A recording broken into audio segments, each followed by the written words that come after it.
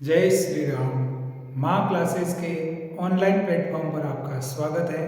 आज हम class 12 biology subject में पारितंत्र की क्लास पार्ट 2, इसमें हम एक दीर्घ उत्तरात्मक प्रश्न पढ़ेंगे जो आपके 4 नंबर का प्रश्न पढ़ेगा। इससे पहले आपने वो क्लास नहीं देखी है तो पारितंत्र की वो पहली क्लास ज़रूर देखें। आज हम दूसरी क्लास की शुरुआत करते हैं। इस चैनल पर आप नए हो तो क्लास शुरू होने से पहले इस चैनल को सब्सक्राइब करें और एक लाइक जरूर कर दें। शुरुआत करते हैं आज के टॉपिक की। सबसे पहला पॉइंट है उत्पादकता। उत्पादकता किसे कहते हैं?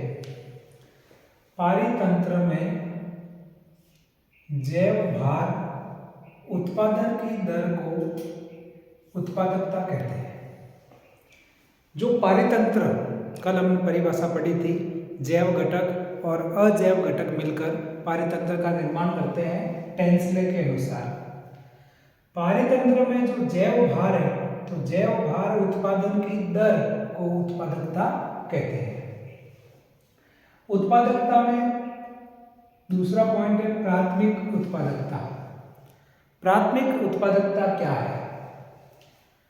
हरे पादपों द्वारा कार्बनिक पदार्थों के उत्पादन की दर, उसी को प्राथमिक उत्पादकता कहते हैं। प्राथमिक बोले तो प्राइमरी, और जो प्राइमरी प्रोडक्ट है, ऐसी चीजें जो प्राइमरी में आएगा वो कौन है? हरे पादप, जो डायरेक्ट सूर्य के प्रकाश की उपस्थिति में अपना भोजन बढ़ाते हैं, स्वपोषी होते हैं, वे कार्बनिक पदार्थों के उत्पादन की दर, क्या उसकी रेट है, वो हो जाएगा प्राथमिक उत्पादकता। नेक्स्ट है, एक होती है प्राथमिक उत्पादकता टाइप सकल प्राथमिक उत्पादकता, दूसरा होता है शुद्ध प्राथमिक उत्पादकता। यानी इसके भी दो टाइप है, एक है सकल प्राथमिक उत्पादकता, दूसरा है शुद्ध प्राथमिक उत्पादकता। उत्पादकता किसे कहते हैं? प्रश्न आया हुआ है, ध्यान रखना, ये PYQ है, जो पहले बोर्ड एग्जाम में पूछा हुआ प्रश्न है, वापस आने की भी संभावना है, तो ध्यान रखना। उत्पादकता ये परिभाषा हो जाएगी पारितंत्र में जैव भार उत्पादन की दर, जो जैव भार है उसके उत्पादन की दर, ये मेन पॉइंट याद रखना है।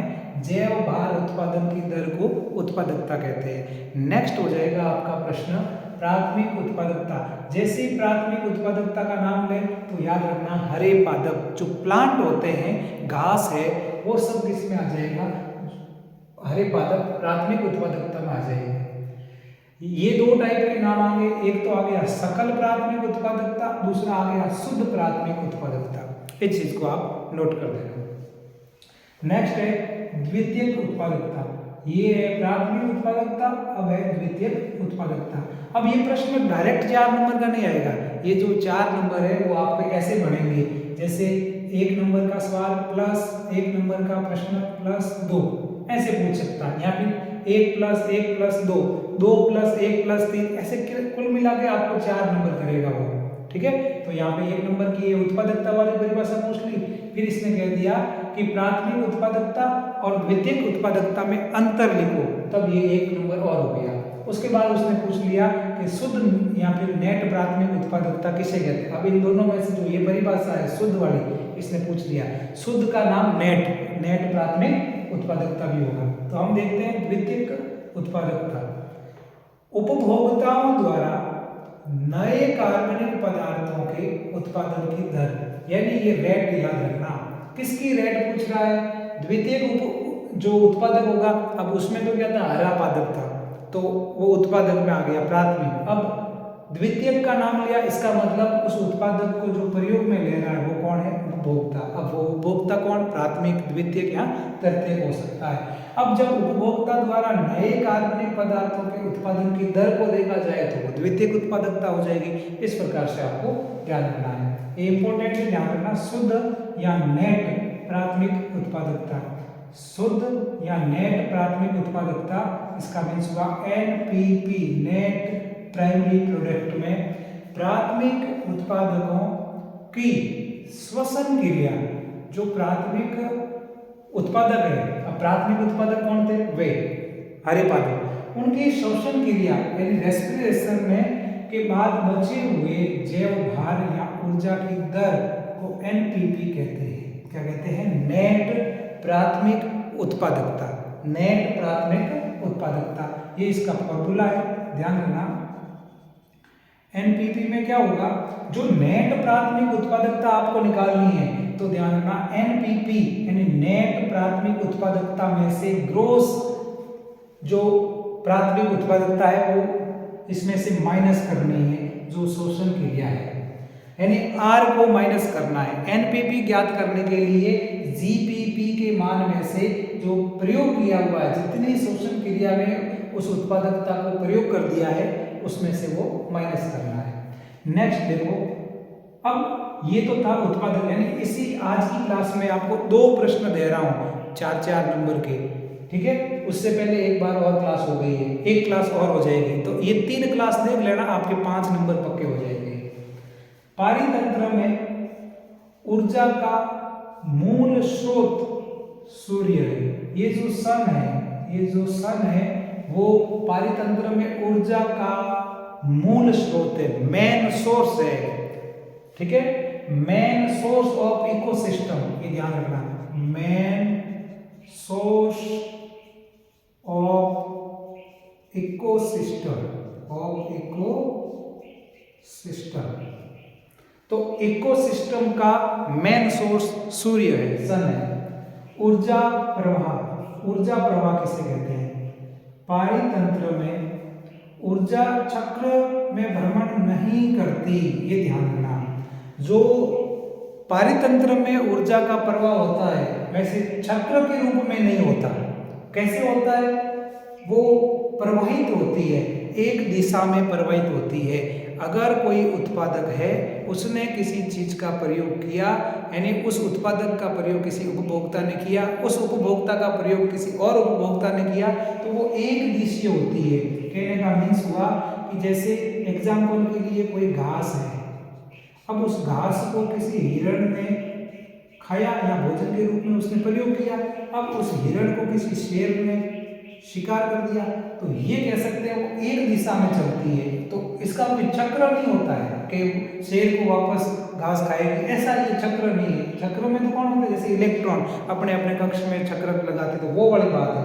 तो ऊर्जा प्रवाह एक दिशीय होता है, ये ध्यान रखना, और इसमें प्रवाहित होती है ऊर्जा, यानी आगे से आगे ट्रांसफर होती है। प्रवाहित होने का मतलब आगे से आगे स्थानांतरण होना। तो एक दिशीय याद रखना, ऊर्जा का प्रवाह ये पूछा जाता है। ऊर्जा का प्रवाह जो सदैव एक दिशीय होता है, ये रिपीट नहीं होती वापस, यानी एक प्रकार से आगे चलती जाएगी। अब ये उत्पादक हो गया, यहाँ पे ये उपभोक्ता हो गया, और ये कौन हो गया? ये प्राथमिक उपभोक्ता हो गया, ये द्वितीयक उपभोक्ता हो गया। इस प्रकार से होता है। एक आपके मोस्ट इंपोर्टेंट प्रश्न है दशांश नियम। दशांश नियम क्या होता है? इसमें सीधा याद रखना 10 अंक, दशांश का मतलब 10 अंक। अब यहाँ पे ध्यान रखना, प्रत्येक पोषण स्तर पर 90% ऊर्जा शोषण आदि जैविक क्रियाओं में, हमें अभी देखा था यहाँ पे शोषण क्रिया में वो प्रयोग ली जाती है। तो प्रत्येक पोषण स्तर पर, जैसे ये घास है, अब घास को हिरण ने भोजन के रूप में प्रयोग किया, तो प्रत्येक पोषण स्तर पर 90% ऊर्जा शोषण आदि जैविक क्रिया में इसने यूज कर दी। तो जो कोई भी जीव उत्पादक पर निर्भर है, यानी जो उत्पादकता पर निर्भर है, उत्पादक पर निर्भर है, वो ज्यादा एनर्जी प्राप्त करता है। फिर कह रहा है इसमें जैविक क्रियाओं में काम ले लिया, उसके बाद जो शेष 10%, मैंने क्या कहा? दशांश का मतलब 10, दशांश का मतलब 10%, तो शेष 10% संग्रहित की जाती है।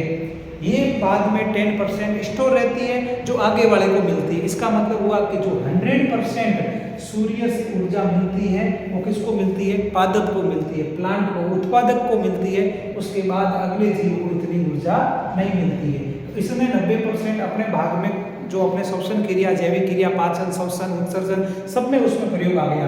तो बाद में वो शेर के पास जब पहुंची है, अगले द्वितीय उपभोक्ता, तृतीय उपभोक्ता तक पहुंचती है, तो 10% भाग ही रहता है, ये ध्यान रखना। ये संग्रहित 10% भाग ही आगे के पोषण स्तर में स्थानांतरित होता है। तो पीछे कितना? 100 में से 90% तो यूज हो गया, 10% आगे गया, अब उस 10% का उसके लिए 100% हो जाएगा, उसमें से वो समझो कि 1% काम में आता है। तो ये मेन पॉइंट याद रखना, नोट कर देना, ये नोट कर देना कि खाद्य श्रृंखला में ऊर्जा की मात्रा हर पोषण स्तर में घटती जाती है, डाउन होती है, बढ़ती नहीं है। ये चीज नोट कर देना कि खाद्य श्रृंखला में इसकी दर क्या होती है, घटती है।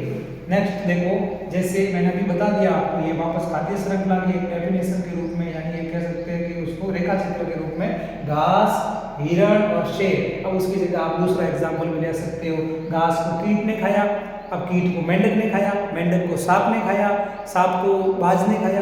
तो ऐसी प्रक्रिया आप समझोगे तो कोई न कोई प्रकार से खाद्य श्रृंखला, खाद्य श्रृंखला का मीन्स होता है फूड चेन।